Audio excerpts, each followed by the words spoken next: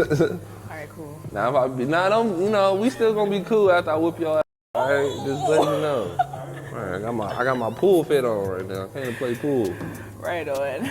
Top of the morning. It's your girl podcast, Bree. I am here with GC Lancebo, the comedian, the Uncle Bean, the host. How you doing today? I'm alright. The father. All right, I gotta go to work tomorrow, so Just regular stuff. Me too. Right. We still regular on the weekend, on the weekdays, but we right. just So act support like us, so we don't have to go to work tomorrow. God damn it! I got 6 kids on the way. I need kids. All right, 3 different baby mamas. I need all the support I can get. A real Bay Area love story, okay? Right. We here. We finna do this episode. I'm finna whoop him in some pool, so I'm gonna ask him some questions. We're gonna get some jokes in. Hopefully I do my little stand-up comedy little special right now. Maybe. You got it? You got it? Season 3, we're going up. Let me get into the nails cam first. Shout out to Nails and Bree, our sponsor, and our Kaya Clips. Kaya Clips don't get burnt, protect them lips. Shout out to them. Got sponsors, man. Why is y'all not watching this? My got sponsors. Believe in her, man. Come on, let's go. Let's go. All right, Lance, who's gonna break? You want me to break? Ladies first. If I whoop him with some nails on, y'all. It's pool. They have a probability. See, my dad once told me, first rule of playing pool is never play sober. So you drunk? No, I don't know what. Uncle Bean. Got me already. Come on, man. I'm a bad man with these shades on. Let these know. All right, so my first question for you is, it seems like I even helped you out. You helped me out. It's my turn now. My first question is, it seems like the theme of this show is kind of hop in there and just jump into it. So how does one get the courage to just hop in a comedy? It's just about having the confidence and knowing you wanted to do it. It's something I've been wanting to do since I was like little. Mm-hmm. But like when you growing up and people ask you what you want to be, you like, I want to be a comedian, I want to be an actor. They're like, oh, okay. Right. They don't give a f. That's like, all right, whatever. That's on you. I don't, that's not. They do care. I mean, you know what I mean? Like, just be like, all right. That's not like, you can go to school to be a construction worker. You feel me? Mm-hmm. You can go to school to be a doctor or a nurse. You can't go to school to be a comedian. You got to have that shit. So a lot of people be like, all right, well, hope you figure that shit out. And, I just was like hanging around and I didn't really have no like goal. I was like, what am I gonna do? Mm-hmm. And then I was just like, I knew I wanted to be an actor and I know I'm funny and I'm a people person and shit like that, but I never like pursued it as a kid because it was nobody took an interest in it with me, but I was an adult, I had no excuses. And hanging around LaRussell, you can't really have no excuses. So like, kept asking me what I wanted to do, and I was like, I want to be a comedian. What's stopping you? Well, I had the best excuse, COVID. I can't do nothing because all the comedy clubs is closed because of COVID. So when the COVID happened, what you doing? What you going? What you finna do? And I was like, I don't know how to start. They're like, well, I'll let you start. And then he threw me on this show in the backyard, and I hit, and it was on from there. I hit, and it was on from there. You know what's crazy is that your first experience being first experience being on the mic went really, really well. It went great. But then you had a very humbling experience in New York with a culture shock too. And you went to a little club and there was a bunch of white folks in there. So, they live a different lifestyle than us. So the jokes might not hit the same. Right. It's a whole different area. So like my lingo ain't they lingo. Right. It's just, I didn't embrace the culture when I first got there. I just went in with the I already said and wanted to say, and it was like, all right, whatever. All right. But I learned a lot, because New York is the mecca of comedy, so to just go out there off the rip was humbling. So it was cool in that sense to just see the levels of people like me going all the way up to mother really do it or just got to keep doing it when nobody's watching. That's the thing about comedy. You got to do it when nobody's watching, because you're not just going to automatically, I got the opportunity to do it while everybody's watching. So you got to start off at these open mics. And that's kind of nerve-wracking, too, because it's cool to make 4 people laugh. Yeah. And then, are you funny? And then throw you on the stage where it's 200 people. Exactly. And you're like, oh, shit. Right. Only 4 people laughing. Only 4 people laughing. What the fuck? Am I not as good as I thought I was when it was But what I was essentially getting at is like you had that on top of the world feeling, and then to come to New York and then that happened. It's very important to have those experiences because you did learn a lot, and you said you learned the essence of learning how to read a room. So I bet that played a role in how you perform now. So speaking of creating a platform, it's about time. Right, about what time. have you hit in? Right, she was like, please, somebody. Somebody get this game going. Right. Break up these balls.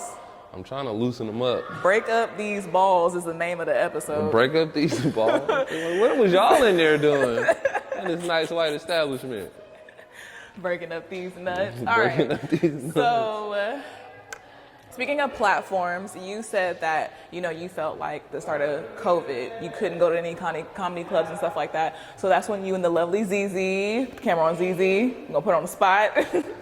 You and the lovely ZZ, we're gonna get that episode in sooner or later, but you guys created something funny, something funny, and you go to comedy clubs and she puts you, posts you and stuff and other comedians. So how has that been? That's been dope. That's a fun experience. I bet. And growing. We actually just did the TikTok page 2 weeks ago? Mm-hmm. And we dropped a couple clips that we had from previous weeks. And one of the clips of this famous comedian, well, he's not famous, but he should be famous because he's that fucking funny, but he's older and he don't do the social media. So he let us, he's hella funny and he headlines everywhere. So he let us take his clip and, record his stuff and make clips for him and we send them to him but he lets us post it and it went up. It went I think it's at 67K right now on TikTok. TikTok be the truth sometimes. Yeah, and we got 400 followers just off that video and other videos we posted. Yeah, off of 2 weeks. So, we ain't even dropped all the content that the shit you seen on the Instagram page ain't even on there yet. It's still fresh. We just seeing how organically it grows. Without, we didn't pay for nothing, views or anything like that. So, put that out there. We didn't pay for views. Nah, because we're the truth. Nah, I just wanted to see what it would yield, what organically it would bring before I invest into it. I don't want to invest in something that just giving me the bare minimum. Right. I want to take my next level if I'm going to invest into my content. Y'all gonna have to give us the little secret on how to hit on TikTok because I've been trying all year. Shout out Rico the Great. Man, shout out Rico the Great. Shout out Shannon Battle. Shout out Josh Means. Shout out Regina Gibbons, Shay Sugar, Jay Rich, Jerry Law. These are mother that if you go see them live, you gonna leave laughing. But you might not know who they are because they ain't been on TV yet and they don't do the socials. And that's why the platform Something Funny is so important. So shout out to you guys. I really enjoyed. I was actually watching all the clips and stuff when I was at work, and my boss peeked in. She was like, "What you laughing at?" She thought I was laughing at her. I'm like, "Girl, I am watching some videos right now." What you laughing at? I was really cracking up. You guys are really funny, and I really enjoy it. So definitely keep going. You're doing the damn thing. So let's take it all the way back. Is it your turn or my turn? It's your turn. All right, let's take it. I ain't even paying attention. Right. I'm interviewing. Right. Sit down at them couches. No. You can focus. No.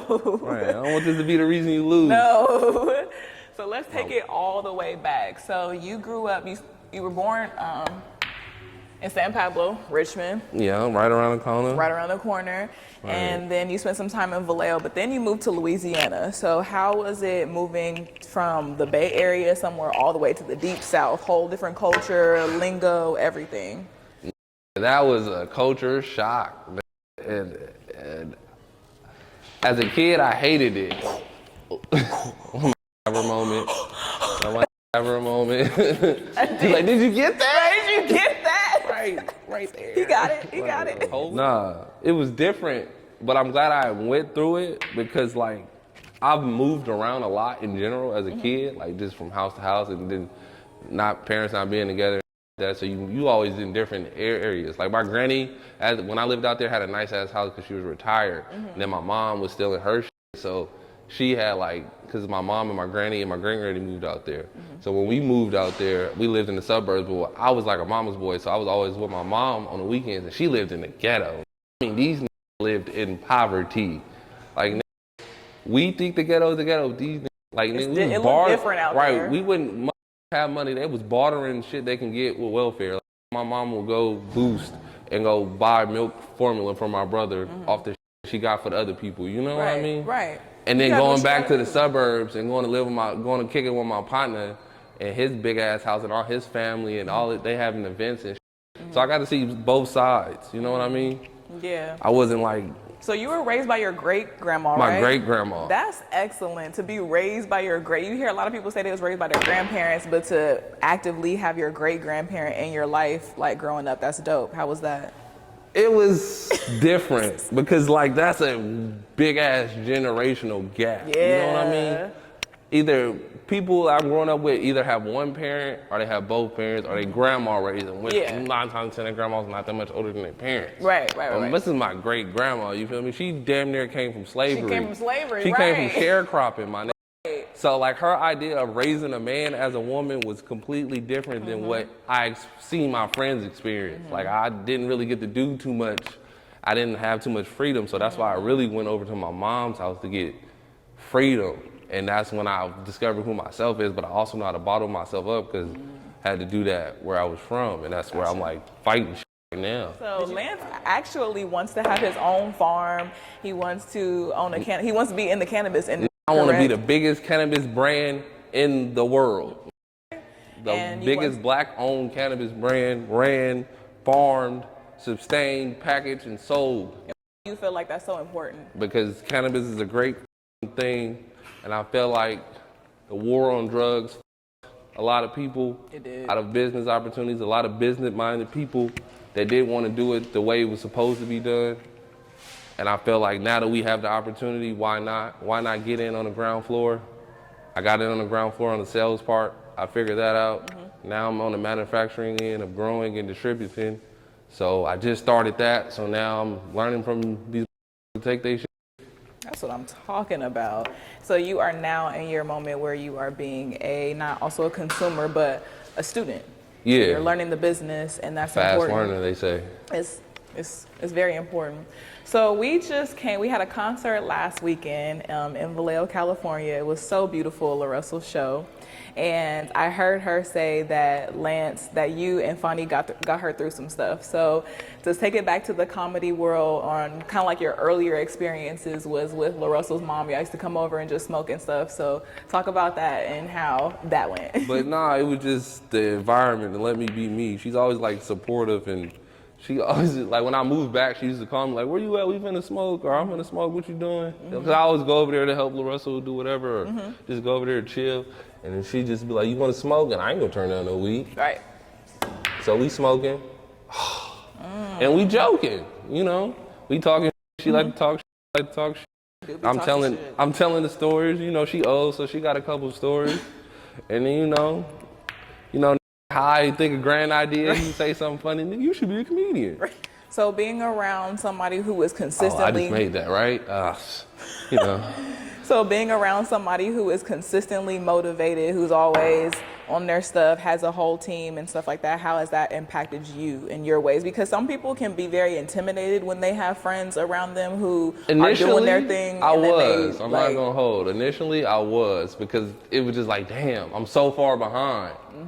You feel me? Where do I start? And so initially I was a little intimidated, and then I just like wanted to find myself in this comedy world. Yeah. And I just felt like it was better for me to like discover myself. So I didn't really, when I did it, I didn't like push to be involved. I just did my own thing and then came around and bit Lance. And then when he started throwing me on the shows, I just took advantage of it. So like at first I was just like, I'm behind and I'm trying to figure it out and put it all together to meet this level. And then I was like, bro, you just starting out. You don't know what the you doing. You know what you're doing. So you gotta put in that work. Yeah, taking your time and do what you gotta do. And you're doing it. Because somebody said you look comfortable for only being up there on the stage for about 2 months. So it seemed like you know what you're doing. To bring it back to like the comedy, I heard you talk about, or I actually heard ZZ talk about it, there's a whole language within itself with comedy, and you kind of have to learn. I don't know how accurate that might be, but like, can you kind of go more into detail into that? By language, you mean like just vernacular or how to, like, it's definitely like a form of cadence. Like you have to form of... And your delivery and stuff. Delivery and just how you are and learning how to express that. Like fully, because you know some places you might think you think something like, oh, that's funny, but it might be a little fucked up. And a lot of comedians is like, that's like our bread and butter. You know, you got to think of some that make people think, but it got to be funny at the same time. So a lot of this you hear from comedians are personal or about relationships or you can relate to. And that's the thing in comedy, you gotta be personable, but you can't make it too personal. So that's probably what she meant. Like, you gotta make people feel where you coming from. You do most of your shows out of Sacramento, correct? Yeah, for right now, but I'm trying to build up a Bay Area presence and that. Mostly in Vallejo, like Fairfield, Vacaville area. Like any venues, any bars that I can get in contact with that's willing to do some comedy shows and sell some tickets. We can get some, I know some hitters like that can come do 10 minutes and rock the house. I just need people to show up and see these. Like everything don't need to be on social media. Sometimes you need to get out and live a little, you know what I mean? And with COVID being over, I just felt like this is a great opportunity to reintroduce stand-up comedy to the world and not knocking social media and the comedy skits and the comedy portrayers. But I just feel like stand-up comedy, especially from black people, is like a form of expressing an art that we're letting go by the wayside. Like everything else is like Vallejo's becoming a renaissance. The Bay Area is becoming an entertainment renaissance.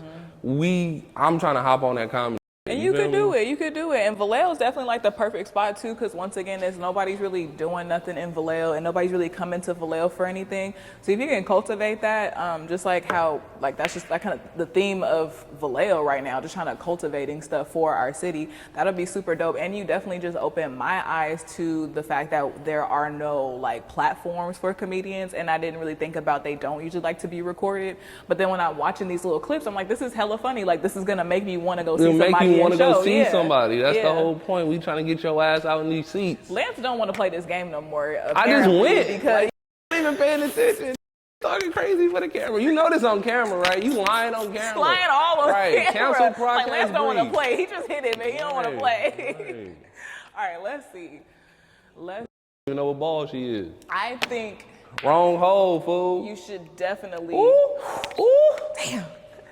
I had a chance. You should definitely do that. Also, you opened my eyes to the fact that you said it's, Come on, man. The politics and I'm playing these Crocs. Get the Crocs. Get the Crocs. Real GC special. You feel me? Get the motherfucking socks, man. Cheech and Chong, man. What a bone, man. I definitely think you should keep going with this platform and continue with cultivating your own. You and ZZ are doing an amazing job, and it's super dope. So shout out to y'all. I can't wait to pull up to a show and see one. Right, everybody say that. Matter of fact, bring your ass. All y'all bring your ass if this episode is out in time. Next Saturday at the Bandwagon Bar in Fairfield, some of 707's finest in Bay Area and Sacramento. Okay. Open mic. So if you think you funny, you can even get up. Not this time. What? Not this time. But it's the Bandwagon Bar in Fairfield, California. Check my page for the details. It starts at 8. It's right in front of the base. So pull up to that. Bandwagon Bar. And it's every other Saturday. Okay. So as long as summer's rocking, we rocking the Bandwagon Bar. All right. And I'm going to be there damn near every time because it's the only I get to do in Vallejo besides Rush. So. Right. And I'm slimming down you niggas, you know. Oh, you always in Sac when you gonna be in the Bay? Every other Saturday. You ready for your Netflix special when you think you're gonna have one? Or you want something bigger than that? I told her earlier, that's hella funny, and I'm gonna get this on camera, so now I gotta live up to my word. I'm trying to take more responsibility for my actions. That seemed to be. I love the accountability. This should be the accountability. I said I'm trying, all right? I ain't say I was doing it. Still acknowledging it. Right, and that's the only critique I've been hearing lately, that I still don't take responsibility for my actions, and I got kids. How the look, you know? So I'm you like a big ass kid with your kids. Yeah, and they don't need that. I had that. They don't need that. So I'm trying to take responsibility. So by 30, I will be a part of Netflix is a joke, and I'm 28. So that's not that long. Yeah. So by 30, you will see me on something on Netflix is a joke. And you can do it. Keep honing at your craft. Keep honing at your skills. Be outside. Make the right connections, and you'll be there. I'ma be there. Lance got his stimmy up. How did like that even come about? Lance got his stimmy up. That's how you talk to him. That's how he works. Like I literally. Did you get your stimmy? Yeah. No. Real talk. When I first moved back, it was like the first couple months after I moved back, they was giving out them stimmies and shit. Mm-hmm. And we was talking about it, and we was like, that's why I said when I was on stage that day, we was talking about this shit, all this shit happened over the year we was talking about it. Cause we both broke as fuck. You feel what I'm saying? And I was waiting on my stimmy right now. And it was like the night before we was smoking and he was playing me some music from like he was telling me he just met Tope. He was playing me some of the songs, got the beats and made the songs and had made them the ready. whole album that night. I tell him, I wake up in the morning, all 3 of my stimmies hit and my taxes. I'm like, nigga, we up. I'm gonna go get some money right now. You said we got something planned. Go to the ATM, get the money, come back the song already. Before I even giving the money, like, listen to this. I'm like, what? I thought that was gonna be the one. Cause he already went viral on TikTok. I thought he was gonna have a dance and everything. Nothing happened. Nothing happened. Nothing happened. You just create it. You can still do the Lance gotta stand. I can't dance though. You see me on stage when I can't dance either, so you gotta make it for the people who can't dance. And it just be like a So if I do it, you gonna do the challenge for me? I will. Oh my mama, if I do it, y'all do the challenge. Nigga, comment. When she dropped this clip, comment, and I'm gonna do the challenge. Right. Take us home, GC. Right. Take us home. Get this out of here. 8-ball corner pocket. Ooh. We just gonna act like it went in. Come on. Almost. All right.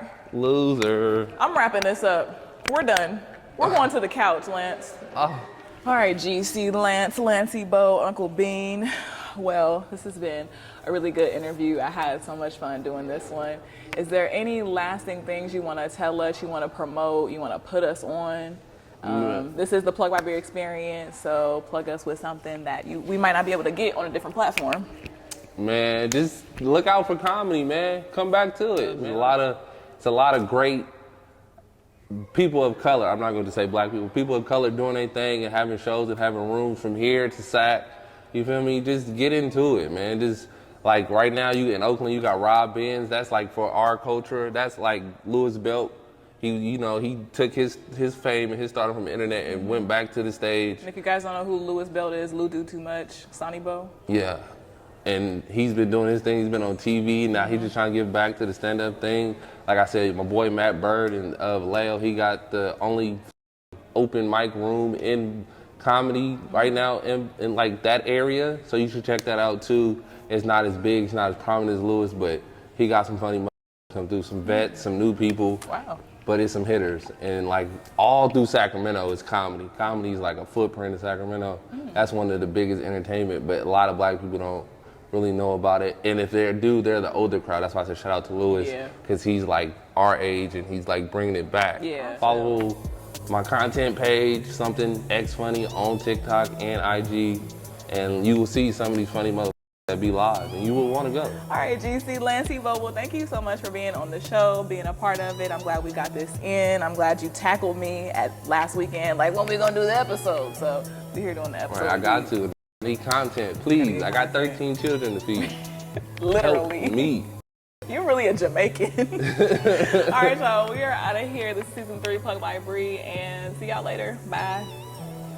Yay.